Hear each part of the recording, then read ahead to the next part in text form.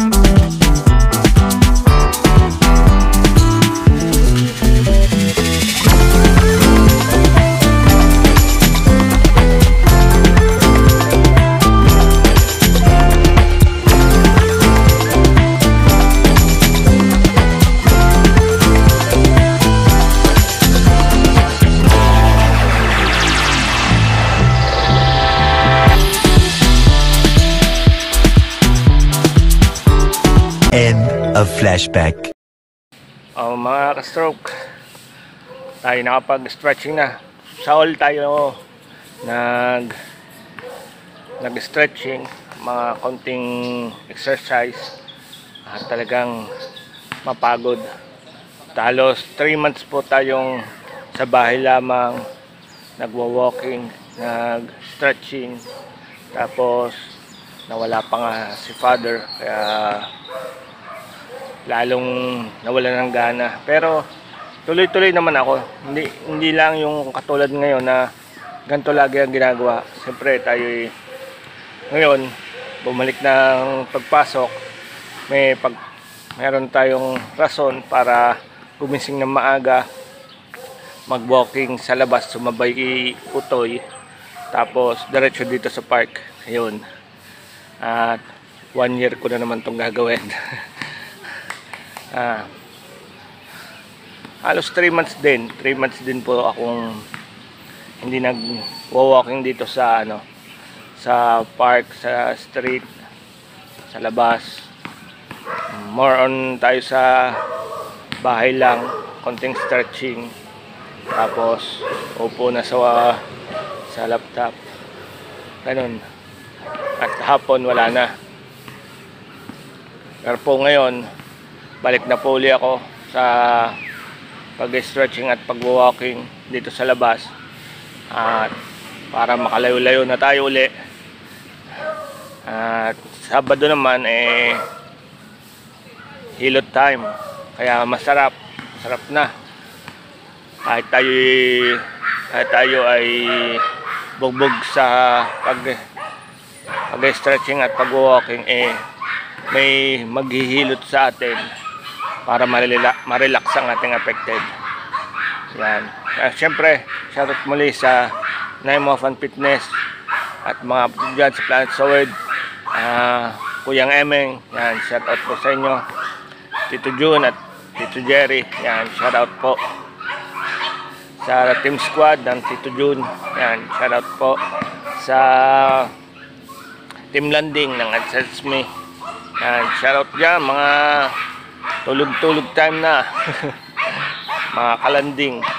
At syempre sa Team Lilipotpot, Ninang Mawat, Ninang Potpot, at syempre ang ating Daddy Ninong Jericho J, yan, shoutout po.